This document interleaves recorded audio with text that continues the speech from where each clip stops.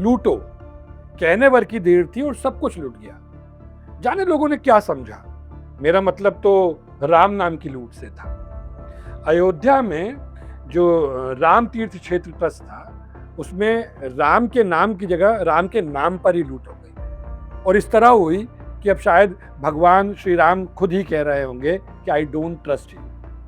इससे मुझे एक कहानी याद आती है।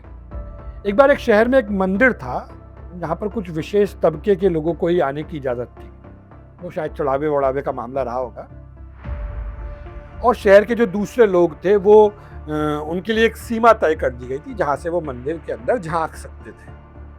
उसी शहर में एक आदमी रहता था, उसको उस मंदिर में जाने की बड़ी इच्छा थी। वो हर बार कोशिश करता, लेकिन उसकी कोशिश नाकाम रहती।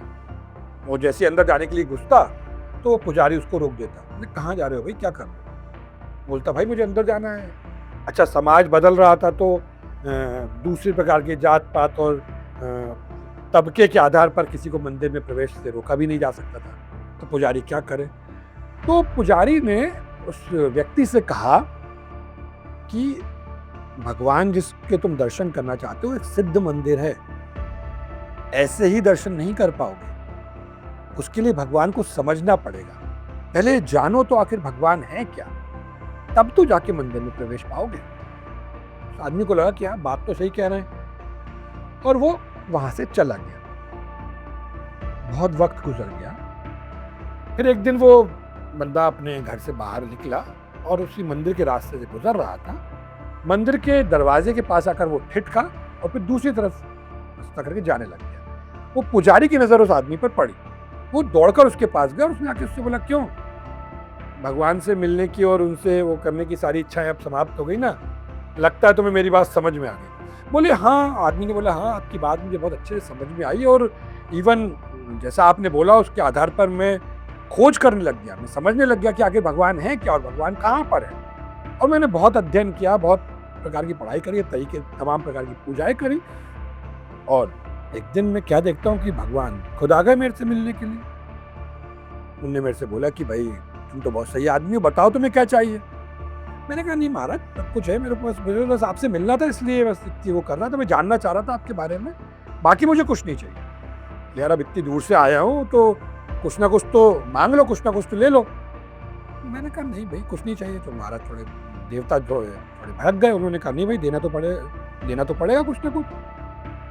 मैंने कहा चलिए, अगर उस आदमी ने कहा कि अगर ठीक है, अगर आपको लगता है कि आप मुझे कुछ देना चाहते हैं, तो जो शहर में वो एक प्राचीन सिद्ध मंदिर है, मेरा उस मंदिर में एक बार एंट्री करने का मन है कि मैं उस मंदिर में अंदर जाऊं और अंदर जाकर आपकी मूर्ति के आपको देख कर आऊं, आपके सामने प्रार्थना करके आऊं। देवता बोले यार मैं तुम्हारे सामने खुद खड़ा हूँ, तुम्हें उस मंदिर में जाने की पड़ी हुई। बोले नहीं महाराज, अब आप कह लीजिए कि कुछ बात अटक गई है इसलिए करना चाहता हूँ। बोले कुछ भी मांग लो, गाड़ी घोड़ा बंगला, मंदिर में जाने क्या भुगतान कर रहे हो अपने? बोले नहीं मुझे तो मंदिर में ही जाना है। वो जिद पे अड़ गया। देवता उसको डिमोटिवेट कर रहा है कि भाई मत जाओ। अल्टीमेटली जब वो जिद पर अड़ा रहा तो भगवान जो उसके पास आकर उससे बोले कि यार दोस्त, ऐसा है कि तुम्हें जो चाहिए वो दिलवा देता हूँ, लेकिन उस मंदिर के अंदर मैं तुम्हें एंट्री दिलवा सकता। उन्होंने बोला महाराज ऐसा क्यों, इसमें क्या प्रॉब्लम है? बोले यार उस मंदिर के अंदर आज तक मैं तो एंट्री कर नहीं पा रहा हूँ, मैं तुम्हें कहाँ से प्रवेश दिलवाऊँ? वो मंदिर मेरा नहीं है, वो पुजारी का मंदिर है। उस मंदिर से तो मेरा कब का विस्थापन हो चुका है। तो धरती का हाल कुछ इस तरह से है कि अब यहाँ पर विकास के नाम पर इंसानों के साथ साथ शायद अब देवताओं का विस्थापन भी शुरू हो चुका है।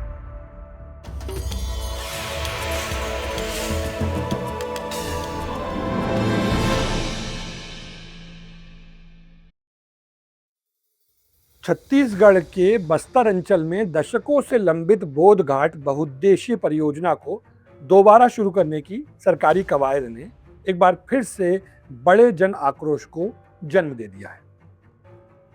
दंतेवाड़ा जिले के बारसूर के पास हितलकुडुम गांव में आयोजित एक विशाल महापंचायत में हजारों आदिवासियों ने यह साफ चेतावनी दी कि पहले हमें गोली मारो फिर बांध बनाओ। इस परियोजना से प्रभावित होने वाले 56 गांव के निवासियों ने दो टूक कहा है कि वे किसी भी कीमत पर अपनी जमीन, जंगल और सदियों पुराने पवित्र धार्मिक स्थलों को डूबने नहीं देंगे। यहाँ रह रहे आदिवासियों का कहना है कि बांध बनाने के लिए सरकार विस्थापन तो कर सकती है, लेकिन उनके देवी देवताओं का विस्थापन कैसे होगा? इस क्षेत्र में बने मंदिर ही नहीं, यहाँ के पेड़, पहाड़ और गुफाओं तक को आदिवासी अपना पितृ मानते हैं। इन्हें देवी देवता मानकर इनकी पूजा करते हैं। अगर ये बांध बनता है तो आदिवासियों की पूरी आस्था ही दूब क्षेत्र में आ जाएगी। आदिवासी समाज का कहना है कि आस्था के इस नुकसान की भरपाई किसी भी तरह के मुआवजे से संभव नहीं है। दरअसल बोध घाट बहुउद्देशीय परियोजना दंतेवाड़ा जिले में बारसूर के पास इंद्रावती नदी पर प्रस्तावित एक जल विद्युत यानी हाइड्रो इलेक्ट्रिक और सिंचाई परियोजना है। इसकी परिकल्पना पहली बार 1979 में की गई थी। तब ये अविभाजित मध्य प्रदेश का हिस्सा था।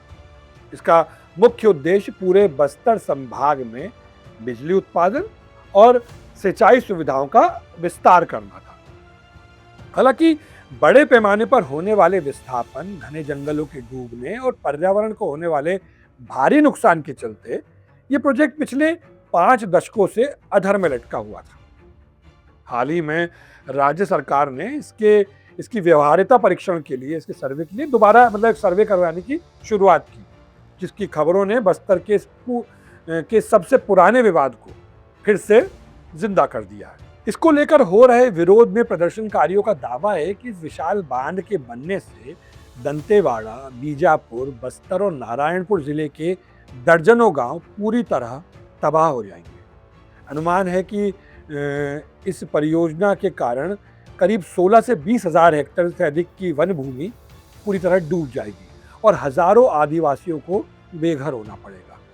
इस परियोजना से 50,000 से अधिक लोगों के सीधे तौर पर प्रभावित होने का दावा किया जा रहा है। इसके पहले भूपेंद्र बघेल जब तत्कालीन मुख्यमंत्री थे, उस दौरान 2021 में छत्तीसगढ़ में बोधघाट बहुउद्देशीय सिंचाई परियोजना के काम को आगे बढ़ाने के लिए केंद्र ने अपनी सहमति दे दी थी। हालांकि उस दौरान भारतीय जनता पार्टी के पूर्व मुख्यमंत्री रमन सिंह ने ही इसका विरोध किया था और इसे आदिवासियों, उनकी आस्था और जंगलों के खिलाफ बताया था। यही नहीं, छत्तीसगढ़ बचाओ आंदोलन जैसे संगठनों का यह कहना था कि मात्र 300 मेगावाट इतनी बिजली तो नहीं है जिसके लिए इतने लोगों और उनकी आस्था को विस्थापित किया जाए। इसके अलावा एक बात यह भी है, बस्तर संविधान जो है वो 5वीं अनुसूची के तहत आता है, जो एक विशेष संवैधानिक व्यवस्था है जिससे आदिवासी क्षेत्रों, अनुसूचित क्षेत्रों की जो जमीन है, संस्कृति है और स्वशासन की रक्षा के लिए बनाया गया है। इस बांध के बनने से करीब 42 गांव और करीब 20,000 हेक्टेयर घने जंगल और उसका जीवन प्रभावित होगा। वहीं इस बांध के निर्माण से पर्यावरण पर गंभीर असर भी पड़ेगा।